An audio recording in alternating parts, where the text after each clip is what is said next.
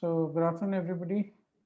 It's really a pleasure to be here and sharing some of my experiences. Let me start my presentation.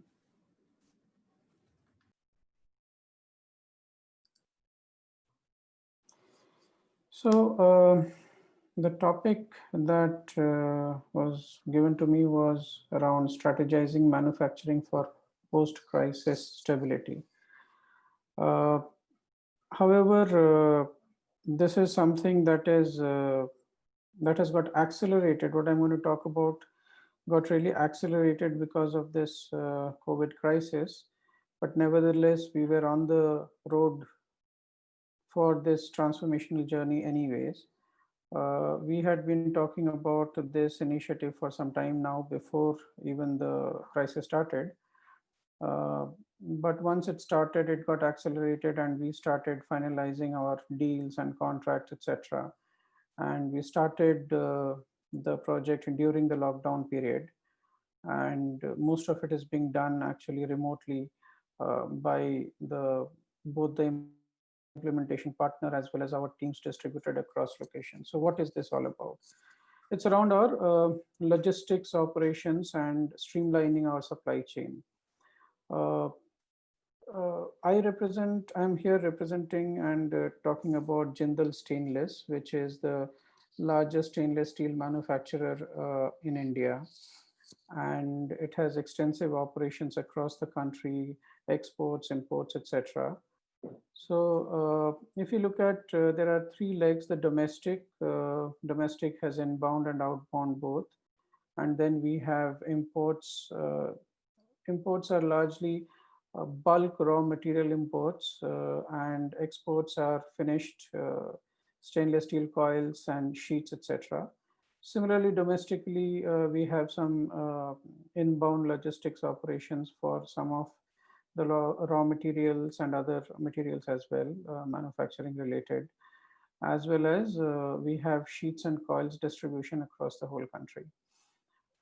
If you look at the challenges here, uh, we really have a multi-leg, multimodal transportation scenario. So you have direct shipment to customers, you have through service centers and the warehouses or yards, as we call them. It's multimodal, where it can be a combination of truck, rail, and ocean freight in case of international imports as well as exports. So it's fairly complicated, and we have to synchronize everything. We have to make sure that uh, the capacities that we are booking are getting utilized properly, the timings are managed, so on and so forth. I mean, anybody who manages the logistics would understand that it's fairly complex. And the problem was that all of this, even now, until we go live with the solution, is more or less being done manually. And these operations are done across different locations, and they do not have the level of coordination and communication that we would expect or we would desire to be there. So obviously the processes are inefficient. There are a lot of opportunities for cost reduction, cost optimization, better utilization of assets, uh, cost, as I already mentioned. So some of the things that you really see is that right from your demand, obtaining the demand for transportation, to arriving at the planning part of it, and then booking the uh, different transportation assets, etc. All that is done manually. The entire communication part with the different transporters, be it the shipping lines, be it the truckers, everything is done manually. There isn't enough transparency in the whole process. So what is where at what point in time, the track and trace is not very robust. Uh, we end up paying a lot of money for the dead freight because the container or the trucks are not optimally utilized for the weight or the volumes, etc. And then, as I said, there are different groups within the organization who handle the domestic part, the export part, import part, and there is not so much of coordination as we would desire. So with all this in mind, we said that we need something better, which is system driven. A digital transformation would be required, which would address these problems and give us better efficiencies. So that's where we started looking at an integrated solution. This integrated solution should address all the stakeholders in the supply chain, as well as should address to this multimodal logistics operation that I just referred to. Uh, Now, as I said, this is something that has got accelerated because of COVID. So what happens is that if we have something like this, the touch points, the manual physical touch points get reduced. We can work these systems sitting anywhere, which will ultimately give us an integrated view of the operations. Uh, so it becomes much efficient, and in an economic and physical environment in which we are operating, a solution like this really makes us life easier. Some of the objectives that we said, as I mentioned, some of it is uh, it should be a digital solution.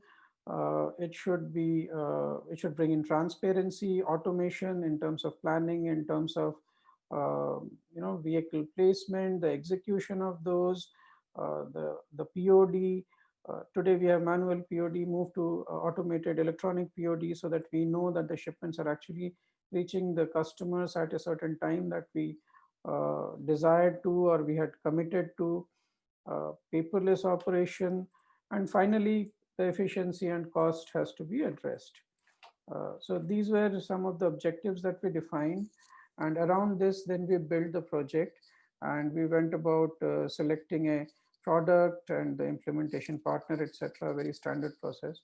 So if you see the entire leg of this logistics supply chain, we have tried addressing, right from the freight management, where we are talking about the contracting part, looking at what my overall yearly demand is going to be, and based on that, selecting contractors and the finalizing the rate contracts with them, and then aggregating the orders from the different sources, be it for inbound, outbound, for dispatches to customer. There are returns from customers which come in.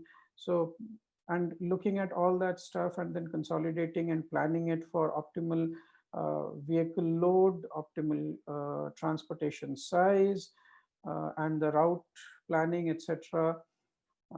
Then the execution of this, and finally the entire billing and costing of that. So today, for example, the entire bill processing is manual, and it takes a fairly long time and a lot of effort.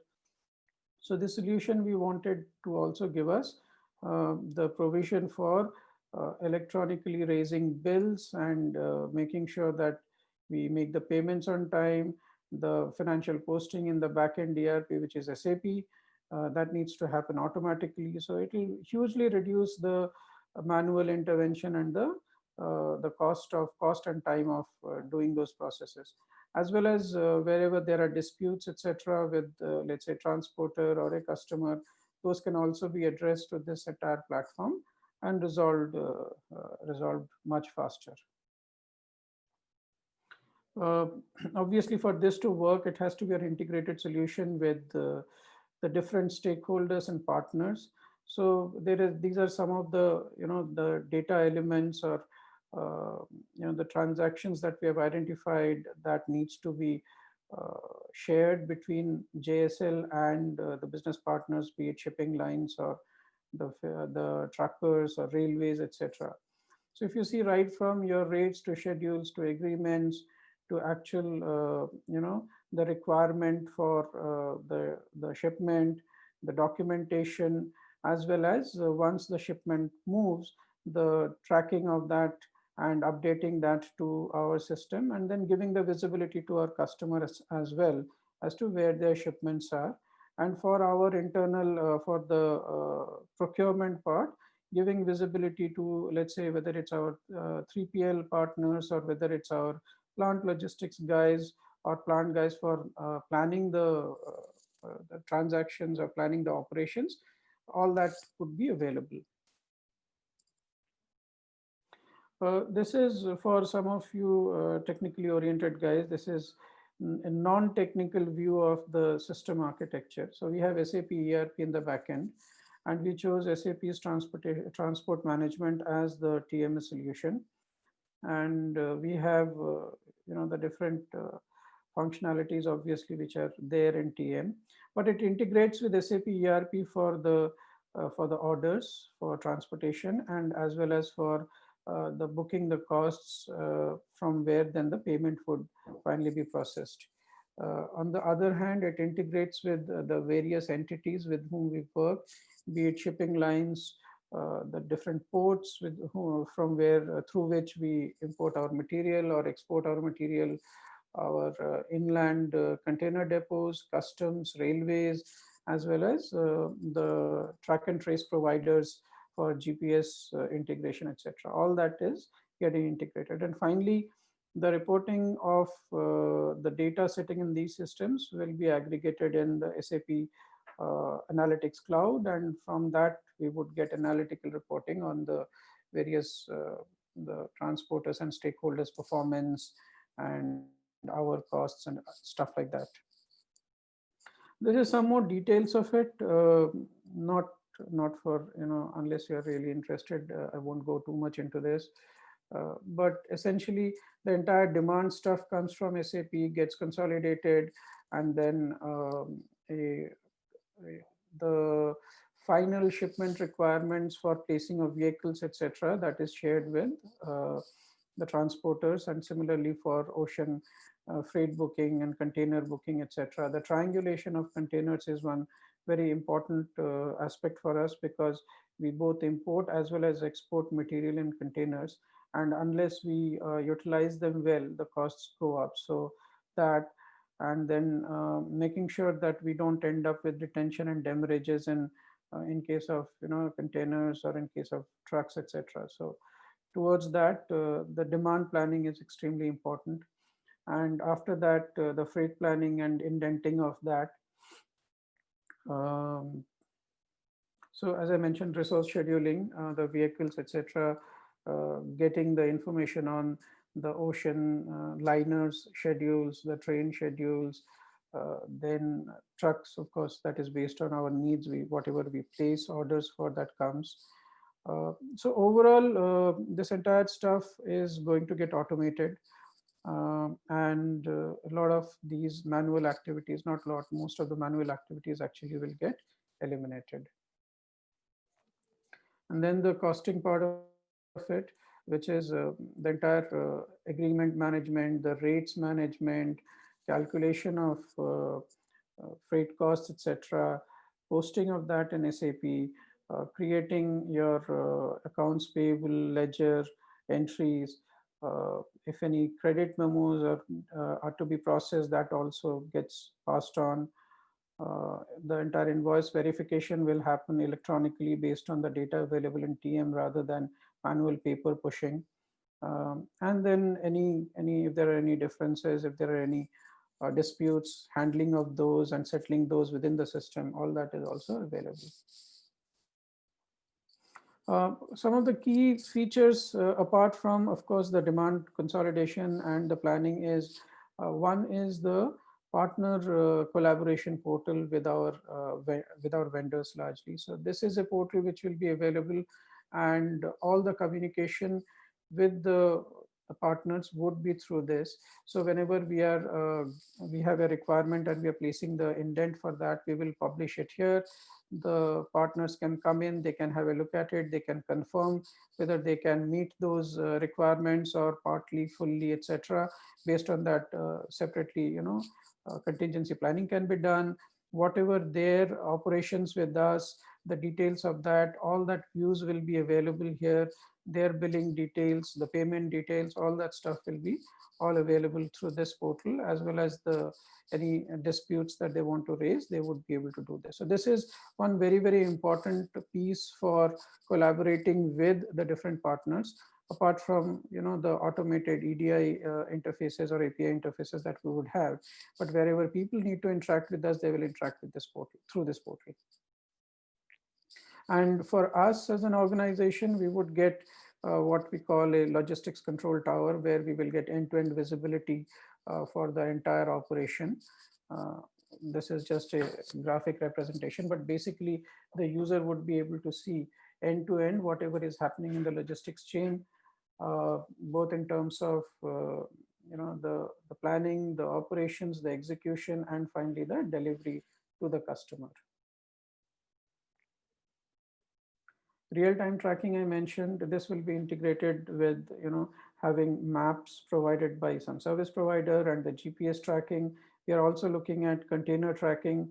Now, of course, when the container is on the high seas, it's not of much use to us, but at least the milestones of when the ship sails from the port for imports, and then when it is arriving at the port, then the processes that are happening at customs, all the track and trace will be available. Similarly for the exports processes.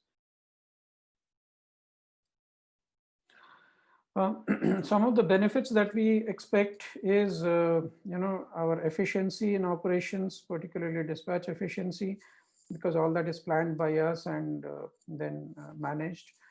Transportation cost reduction, then reduction in detention and demurrages, which today is quite significant because of our inefficient processes. And finally, the entire planning efficiency, etc., that we expect to go up. These are some of the benefits. Of course, there are larger benefits in terms of customer satisfaction, in terms of making sure that the arrivals and the planning of production at the plant happen properly, and there are no disruptions anywhere in the entire supply chain. So those are other benefits, of course, that will be there. Uh, Largely, this is what I wanted to talk about, and this the reason I talked about it is because it fits in very well with our digitalization roadmap, which is very relevant in current economic and physical scenario, physical environment, where we have to work remotely, we have to work with less people, we have to work more efficiently, and we have to have an integrated, better planning view of the entire stuff. So that's about all that I had to share at a very, very high level. I'd be happy to answer any questions you may have on this.